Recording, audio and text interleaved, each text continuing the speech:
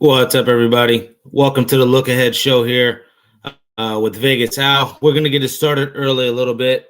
Going to break down NHL and NBA for tomorrow. Obviously, we have the Black Friday football game as well with the Bears and Eagles. I did break that game down a couple episodes ago with all of the football look aheads. I'll talk about the game, though, real quick and get it out of the way. I was on the Bears. I still am on them, +7 here. At the end of the day, I still think this is going to be a defensive type game between the Bears and the Eagles. At the end of the day, I think Caleb Williams and this offense for the Bears has been rolling along very smoothly this year. Ben Johnson seems to have really changed the culture here in Chicago. And again, just inconsistent quarterback play out of Jalen Hurts and the Eagles really entirely this year is what gets me on the Bears here, +7. Obviously, it's kind of a bounce back spot for Philadelphia there after that ugly showing there against the Cowboys, giving that big lead up like that and losing outright. I still like, the Bears in a close, probably low scoring game. So I'll take the +7 with the Bears, just breaking that one down again, because that's what we got looking at here tomorrow. Just real quick, talk about tonight. I was only on one play and I was on the Chiefs -3. Boy, oh boy. That's I don't even know what to say, guys. I just think the Chiefs at this point are probably not making the playoffs, and probably saw it 3, 4, 5 weeks ago when they were losing to Jacksonville. The writing was on the wall the whole time. They started to look good. All the pieces came back, and the offense started looking very good. Those blowout wins against the Raiders and Commanders now just suddenly, don't look as impressive. They're 6-6 now. Are these Chiefs basically have to win out? I don't know. It's not looking good for Kansas City there. I thought that was the spot for them. Hats off to Dallas. They got it done. A couple people I do know were on the Cowboys, so congratulations to them. But yeah, if I had to do it over again, I'd probably still be on the Chiefs. That's just the type of person I am.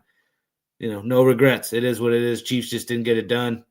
And, we'll definitely be treading lightly with them. But, I still think they'll probably win double-digit games this season, if not 9. 9-8 or 10-7, maybe even 11-6. They got to win out, obviously. But just that one was a rough one. That was the only play of the day for me. But let's get into this NHL. That's what we'll start off for tomorrow. Big-time slate in the NHL. First game here is the Lightning and the Red Wings.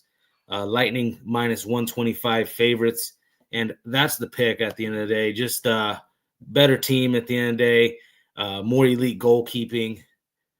This is also a revenge spot. The Red Wings beat them there earlier this year, 2-1 in overtime. I just think Lightning still the better squad, still should be able to get this done here, and don't mind laying a little bit of juice with the -125.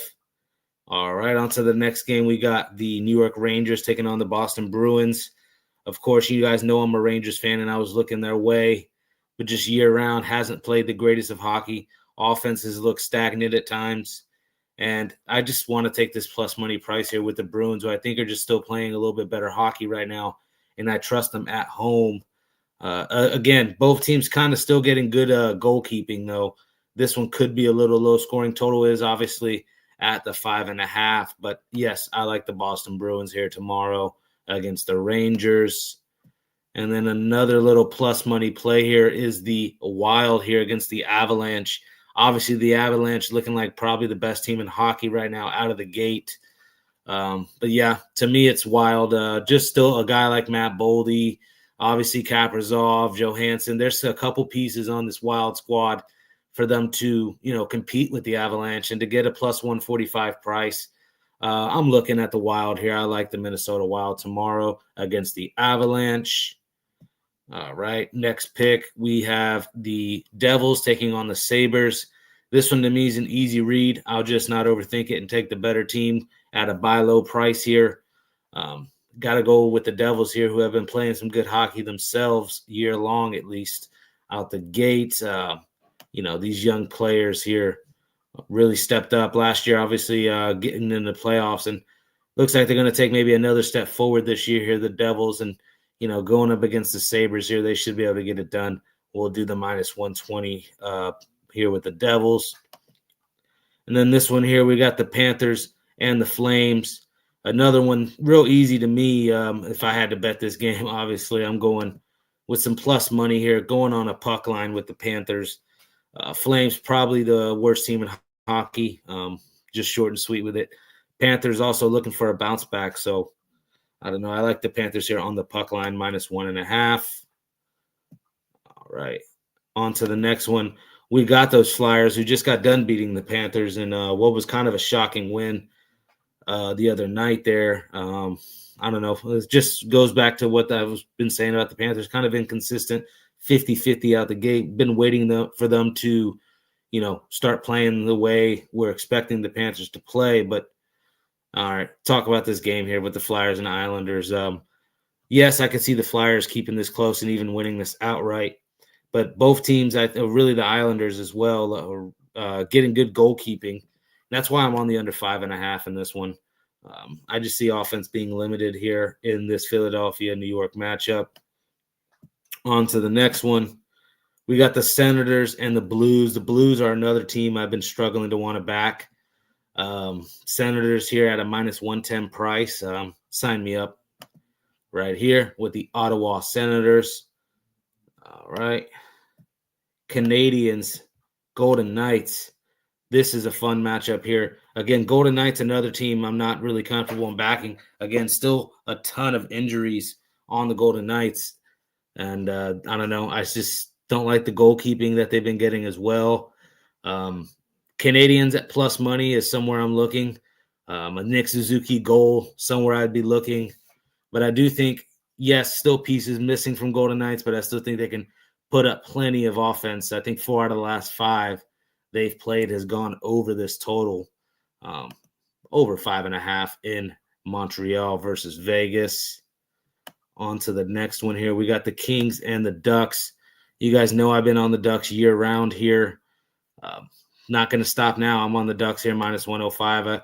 I just think this is another elite team that's kind of on the rise with a bunch of young players.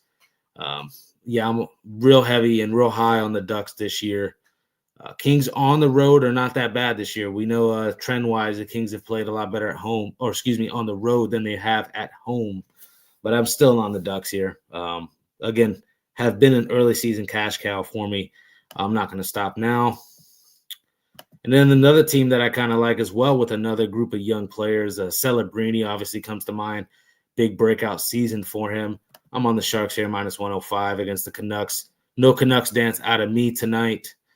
I'm on the Sharks here at a -105 price. 2 -105 teams here, Ducks, Sharks, little 2-teamer if you guys wanted.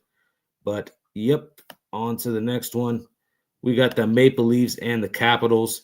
Maple Leafs, again, still slew of injuries, not playing the greatest of hockey, 50-50 hockey. And I think the Capitals have been playing a lot better hockey, putting up a bunch of goals as well. But, again, I say putting up a bunch of goals. 4 out of their last 5 for the Capitals have actually gone under this total. I'm under 6.5 here in Toronto and Washington. All right. We got the Winnipeg Jets and the Carolina Hurricanes here. Hurricanes, again, another one of these elite teams a lot of people are high on. Jets, a playoff-type team as well. The big news, though, is Hellebuck is going to be out now till January. Big-time goalkeeper there to be missing. So now Comrie's going to have to really step up. Obviously, there'll be some more guys coming in, filling in for that second spot. But with all that being said, I still think, next man up type mentality. We'll take the Jets here on the +1.5. If you want to sprinkle the +180 money line, don't blame you one bit. But again, I just not in love with what the Hurricanes core is. A Sebastian Aho, and then I'm really caught looking at elite scorers. Some may disagree with that, but that's just how I feel about them. Go put money on one and see what I'm talking about. But I'm on the Jets here +1.5 at the -130 price. Next game here as well, I'm going with the team that's playing the better hockey right now. We tried to go to the Blue Jackets the other night with that 5-0 loss there.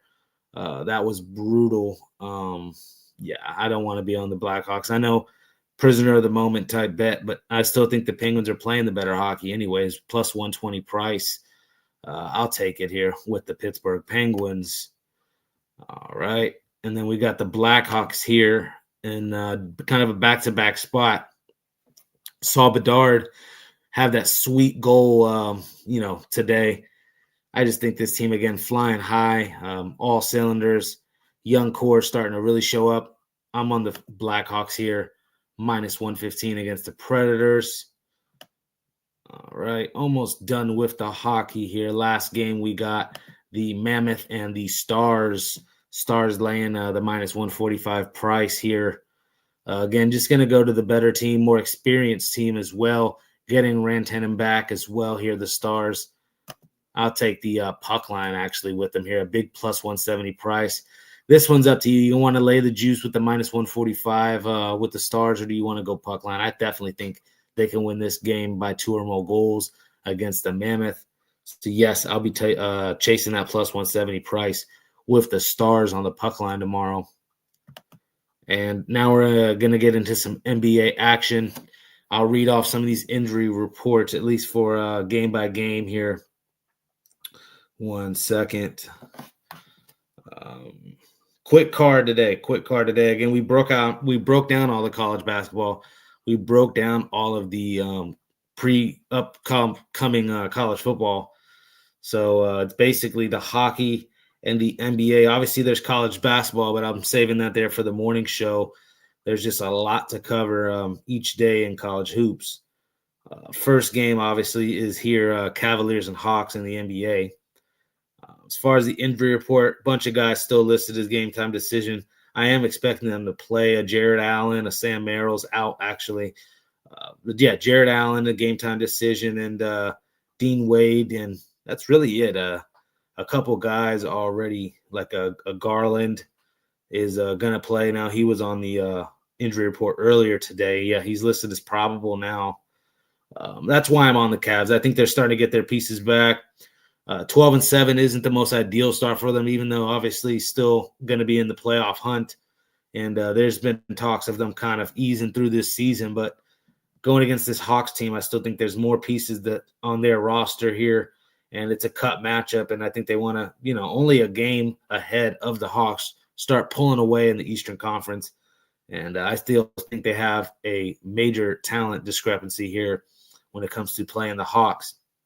And Evan Mobley, the points, rebounds, and assists, or not assists, but points and rebound prop for him. I'm looking at with Evan Mobley averaging 18 and 8 this year. Yes, I could see him getting 20 and 10. So 29 and a half, 28 and a half on the points and rebounds for Evan Mobley. I'm looking that way. Not concerned about Jared Allen taking rebounds away from him. I think both of those guys could possibly get double digits. So maybe that's even another bonus prop. But as you can tell, I'm all over the Cleveland Cavaliers here. Next game, we got the 76ers taking on the Nets. Pull it up right here. Yeah, Sixers are laying 7.5 here against Brooklyn. What else? No Michael Porter for the Nets. No Cam Thomas for the Nets. Haywood Highsmith out as well for the Nets here. But for the Sixers, Paul George game time decision, Bona game time decision. Watford's out, Edgecomb's out, and Embiid's out. But as long as they have a guy like Jared McCain, Tyrese Maxey, Quentin Grimes has played amazing off the bench and kind of in a starter role at times this year. I still think there's plenty of pieces. A guy like Kelly Oubre is well able to shoot the three. I don't know. I just can't get there at all with the Nets. Probably one of the, if not the worst team in the NBA, a 3-14 start. Philly, not necessarily in love with them, and the minus 7.5 is a little sketch, but I think it's rightly so. This line, it's opened up at 6 as well. I'll take the 76ers, though, here, minus a 7.5. On to the next game. We have another fun one, though, here, Bulls and Hornets. Bulls are 2.5-point favorites here. Injury report in this one, it's looking like Okoro's game time decision, Dalen Terry's a game time decision, Kevin Huerter game time decision, Williams game time decision, and Vucevic game time decision. A lot of question marks on the Bulls side. Expecting a couple of these guys to play, maybe a couple of these guys to not. It's kind of hard, hit or miss. We will see.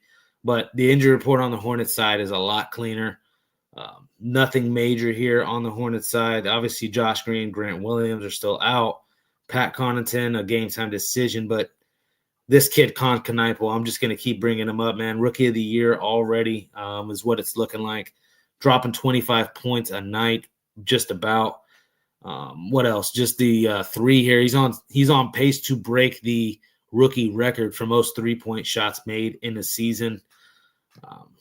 Really high on Con Kniple, really high still on a LaMelo Ball and Brandon Miller, Miles Bridges. A ton of young guys are on this Hornet squad. They're starting to build something. I know they're 4-14 out the gate compared to a 9-8 for the Bulls, but I'm actually on the Hornets here, plus the 2.5.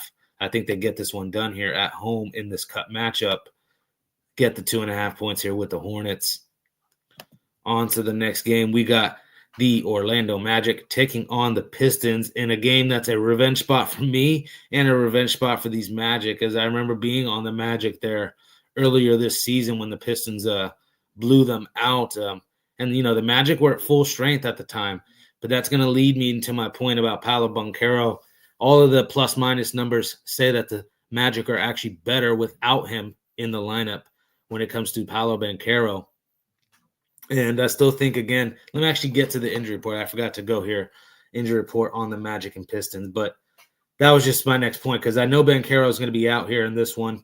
Moritz Wagner's out, and Colin Castleton's still game-time decision. But for the Pistons, nothing really too crazy. Clintman out, Sasser out, Jaden Ivey game-time decision. I don't know. I still feel like it's a fool's gold here. 15-3. Just lost that game outright to the Celtics. That was a game we were on Boston. Obviously, you like the pieces here. Cade Cunningham, obviously, a Duncan Robinson able to shoot the three. Eamon Thompson. I get it. A Sewer Thompson. Eamon Thompson there on the Rockets. But, Tobias Harris. There's some pieces. When's Tobias Harris?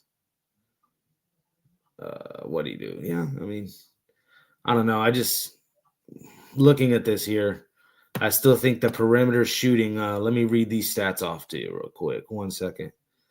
The Magic are shooting. One sec. They're shooting 36% from three. The Magic here, and I would not be surprised to see the Pistons shooting better. But I still think it's going to be. What do you call it? Yeah, they're shooting only 31%. So it actually already goes into my case that I still think the Magic actually have the better perimeter scoring. We need a Franz Wagner to really step up, especially without Banchero. But as I've said, look at the plus-minus numbers if you're into that, and it's actually better without Banchero in.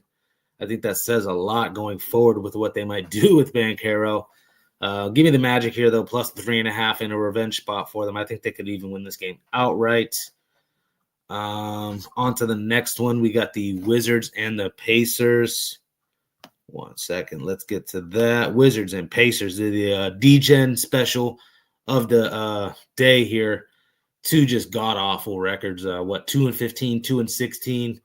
It's just the most insane fall off that needs to be studied here with the Pacers. I get it. A bunch of guys got hurt. Really just Halliburton, and then to lose Miles Turner in the offseason to the Bucks. But you would really expect them not to start off 2-16 this year. Obviously, the injury bug has just completely plagued them, and it's plaguing them here again today. Nembhard's now game-time decision. And obviously those main guys that have been out, the Neesmiths, the Jackson, Furphy, and then Cam Jones, all still out. Going to need Nembhard. That's just a big, guard, floor general type guy that can also create his own shot. To not have him in the lineup is, a big blow. But you still have TJ McConnell. You still have Benedict Mathurin, Pascal Siakam. Still plenty of pieces. And then you look at what the Wizards have. No Trey Johnson, which has been a big little piece for them off the bench, this rookie. Almost 12 points per game. Keontae George has also taken a step forward this year. Almost 17 points per game. But you got an aging CJ McCollum. And then, I'm not in love with Alex Sarr, who, yes, he's putting up some pretty solid numbers, 18 points per game, 8 rebounds. I just think he's still light.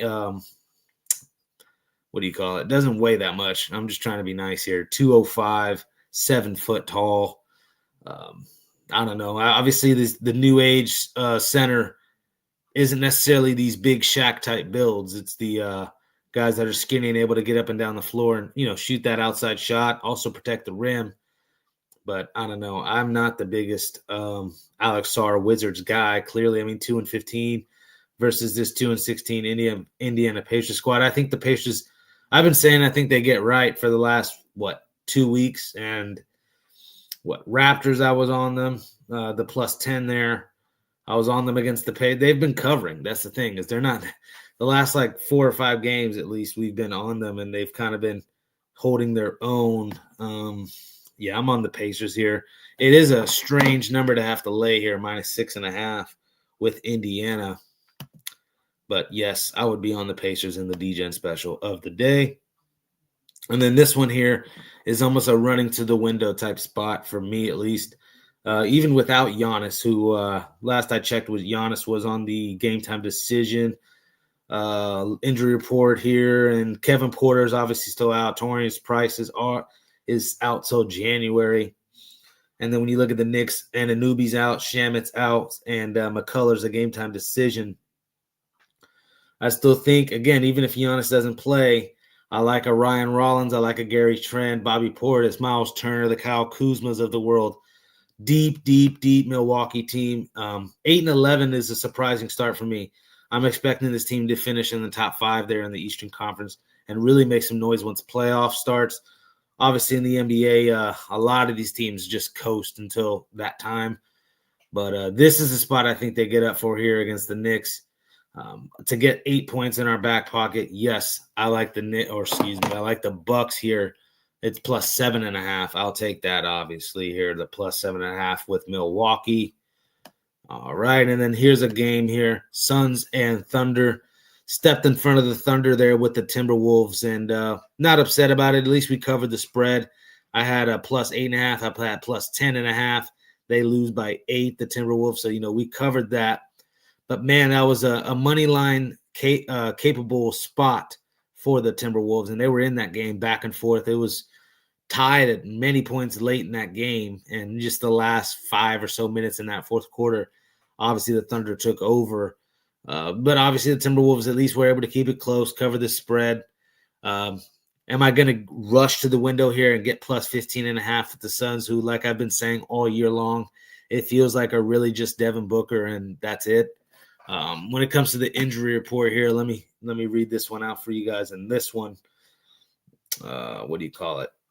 We're going to have Grayson Allen, again, still out. Ryan Dunn out. Jalen Green out. Those are some pieces that Devin Booker would love to have to just take some of the scoring pressure off of himself. And I don't think it matters who's out for the Thunder. They just seem to be next man up, rolling on, all cylinders, 18-1.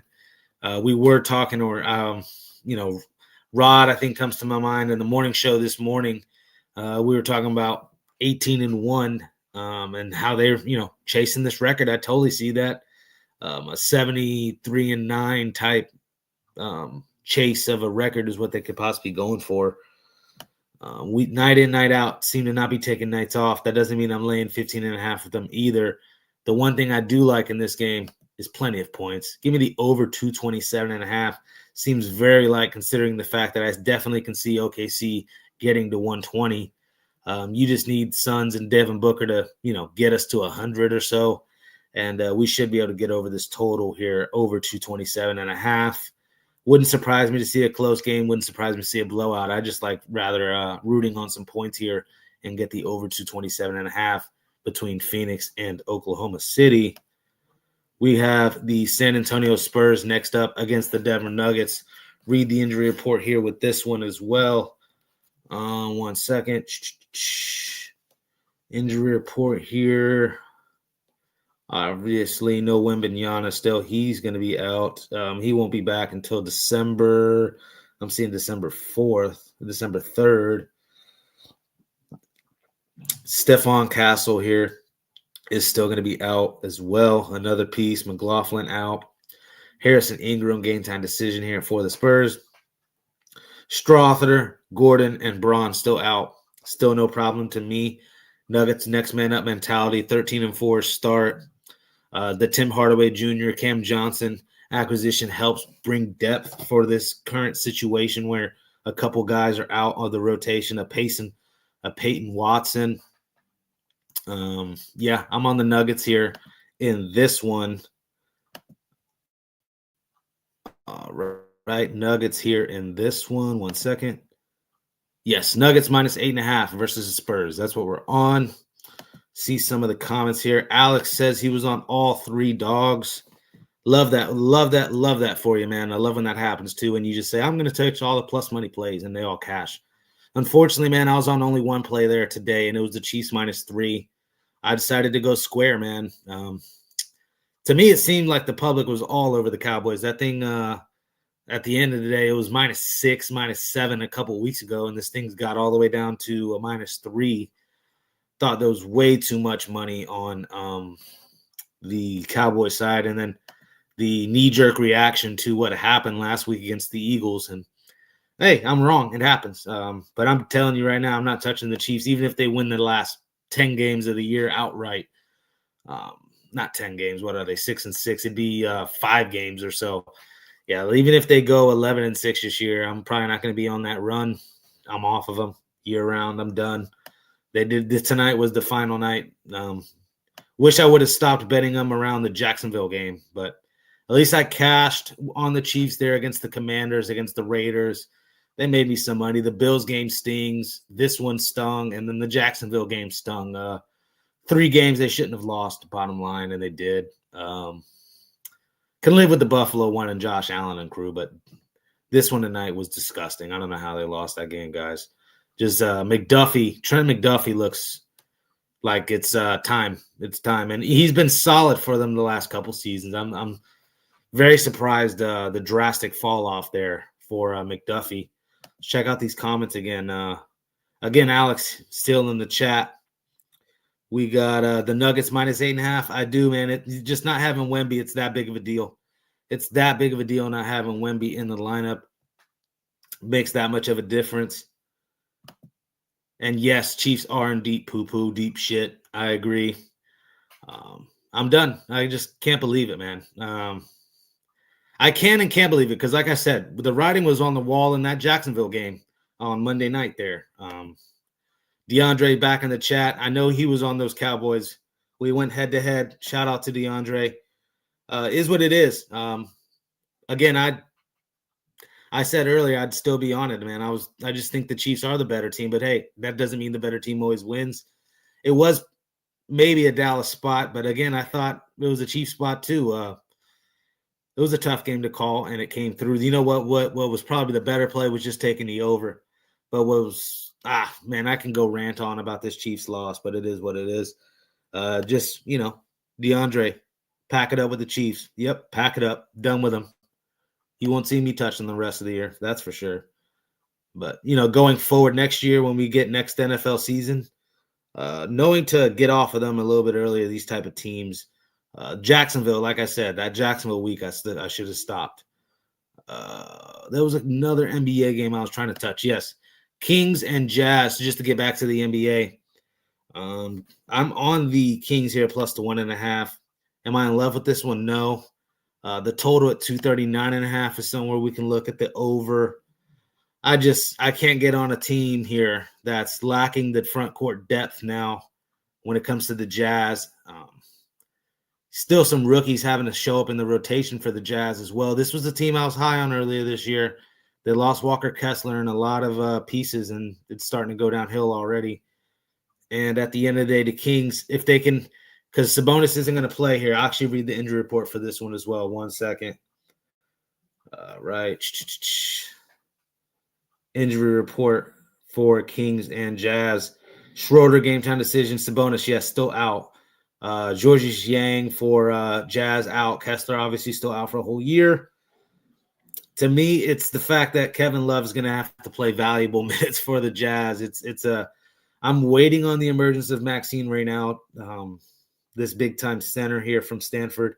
How many minutes has this kid played this year? He's played 11 games, 13 minutes per game, only 5 points per game.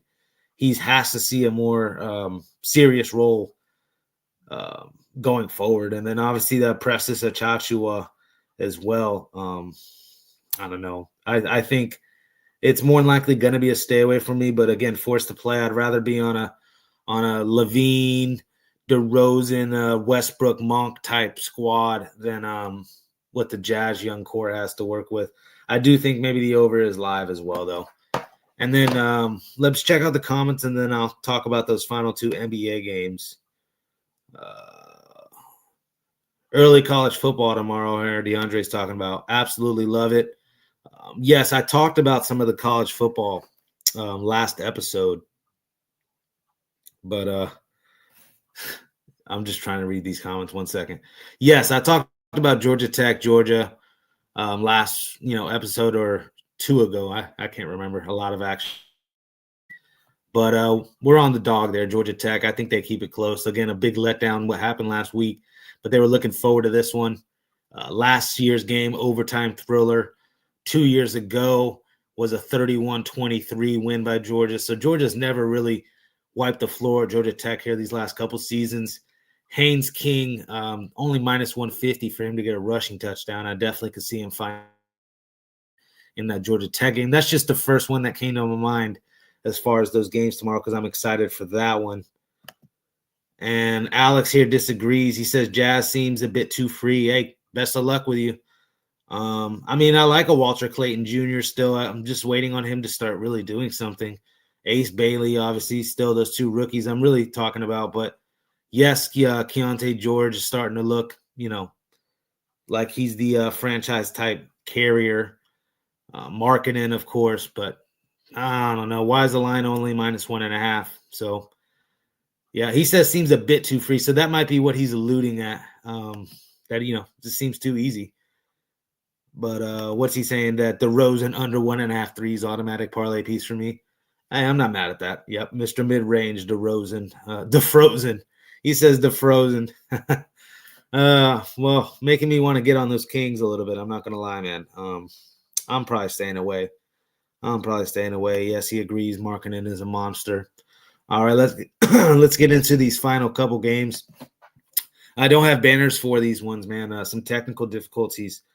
But the final 2 games, I'll start with the first one here. We got Lakers and Mavericks. This one in L.A. Lakers 9.5-point favorites. Injury report in this one. Still day-to-day Davis being questionable game time decision. Derek Lively here. He will be out. That was just huge for them. He just came back, and now all of a sudden he's hurt again. And then, yes, Exum and Irving still out for long periods of time. But a little bit cleaner of an injury report for the Mavericks. Not as bad as it has been recently. And then you look at the Lakers, Marcus Smart, DeAndre Ayton, game time decisions. Let's see what's going on with Ayton again. It was he's listed as probable, so they're expecting him to play because I feel like they will need that big piece down low. Marcus Smart, questionable back. We'll see. Another defensive type player. A nice wing for the Lakers. I'm looking the Lakers' way here. I'm laying the minus 9.5 here. Again, LeBron, Luka, Austin Reeves, just too much firepower against this Dallas Mavericks squad, who's just been piecing together a lineup week, day in, day out. 5-14 start, fired the GM. I mean, come on. Many reasons to be on the Lakers minus 9.5. It opened up at 10.5 and is bet down to 9.5. So, again, that makes me like the Lakers even more this one as they may improve to 14-4. Nice little start for LA Lakers, and they may make some noise in the West. Check out these comments here. Luka triple dub. I mean, is it almost automatic at this point? Even if it doesn't cash every night, I'll take it. Luka triple dub. I've been trying to find it. Just one day, just give me one time a Luka and LeBron triple double in the same game. Give me that 2-teamer. It's going to happen. You're like, how are they going to get 20 assists combined? Well, I don't know. Make it happen. It's possible. I've seen it before. Obviously, it's a major payout if you can find it. But the final game, we'll go Grizzlies, Clippers. Grizzlies 6.5-point dogs facing these Clippers. Injury report here, and this one is what? We got Ty Jerome still out. John Morant out. Javon Small, Brandon Clark, and Scottie Pippen Jr. all out. 5 pieces for the Grizzlies are going to be out tomorrow. Don't like Jordan Miller still being out here. Again, the 6'6" guy off the bench here has been a nice little piece for like a Norman Powell replacement. And obviously, no more Norman Powell on the Clippers. And, Jordan Miller, 13 points a game is solid. For him not to be in, a little worrisome. No Bogdanovich is worrisome as well. Derek Jones, another forward.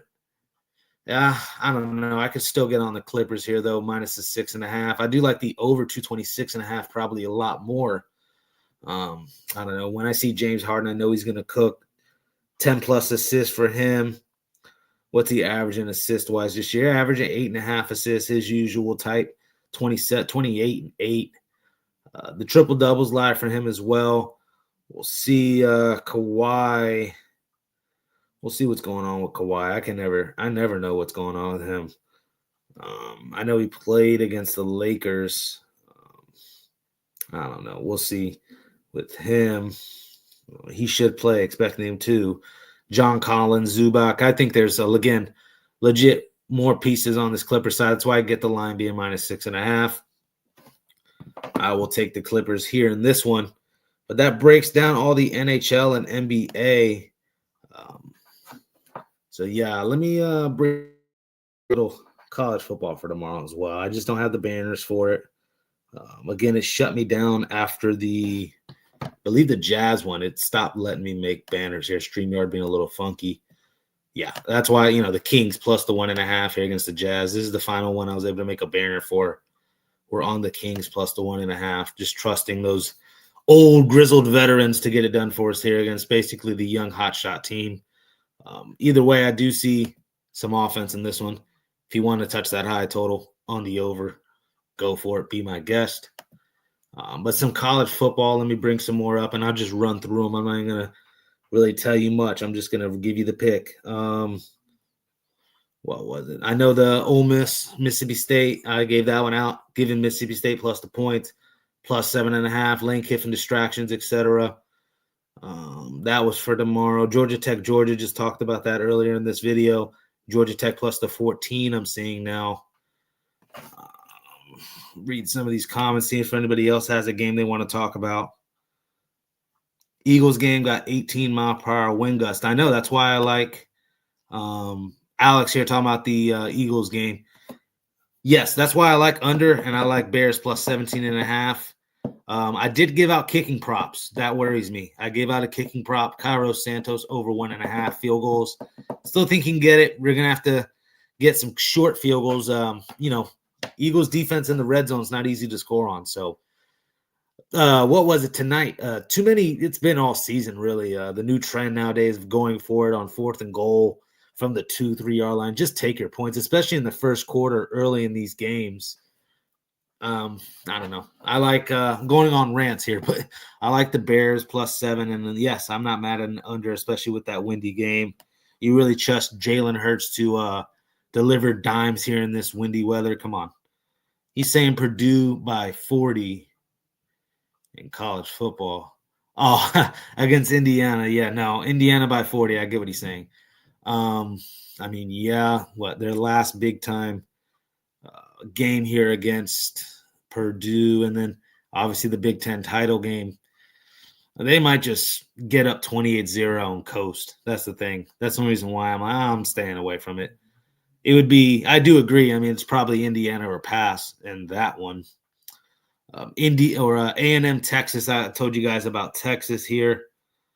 At the end of the day, Texas plus the 2.5. I think they are alive in this one. I like the under in that game as well. I do see Texas's offensive line struggling a little bit, and Texas A&M's defensive front is no joke. But again, Texas's defense is no slouch either. Anthony Hill in the middle of that defense can definitely force some turnovers. Yes, I like Texas this weekend. I'll give you a couple more for tomorrow. The only other one I was looking at as well, Arizona State.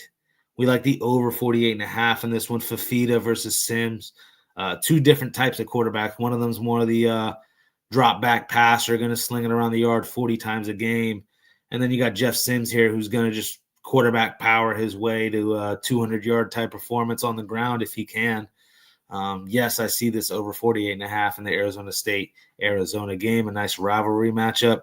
Sun Devils no good. I don't know, man. 8-3 this year. They bounced. Who was it here? Let me go through their whole resume. We'll talk about this. Yeah, they freaking literally just obliterated Colorado. That's not saying much. The close win against West Virginia. What is it? 1, 2, 3 straight wins since the Houston loss. I'm not going to, rag them too much about the Houston loss. Beat Texas Tech there. I remember Tech had their backup quarterback in. Utah blowout loss is ugly. But, I mean, their resume is not awful. The other only loss is to Mississippi State, an SEC school. And obviously always high on the SEC. I know West Virginia lost their quarterback that game too. But it's always tough to face a quarterback, when you don't know anything about them. And it's like their first starter. They just came in. And they still, pulled the win out at the end of the day. Still pulled the win out. Arizona State. You're making me want to get on Arizona State, man.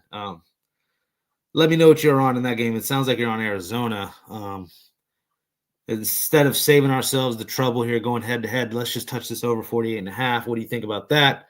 Let me know. But that's basically all of the action I'll have for you guys on this show tonight. I'll talk about some college basketball. I'll talk about some college basketball on the morning show more than likely.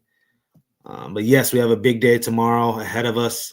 Check it out, or check out the site, tonyspicks.com. Might have to be Bearcats. Shout out to Alex in the chat, really contributing here. He said might have to be the Bearcats. Well, I think he's talking about Cincinnati Bearcats.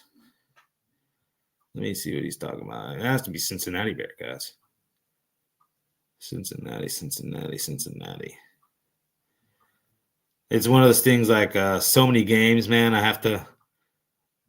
Cincinnati. I'll talk about that one, and then I'll get out of here. Cincinnati. Okay, against TCU. Yeah. That's a tough one. Sonny Dykes. I do agree a little bit. Just who's more of a dangerous quarterback? I think Brendan Sorsby is the more dangerous quarterback, more of a better dual threat when you look at Hoover. So I'm not mad at that one for sure. I get you. But yeah, I think that has it. That's all I have for you guys tonight, guys.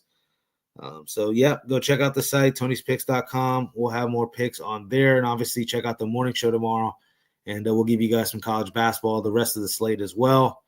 But yes, make tomorrow a winning day. And best of luck to everybody out there. Peace.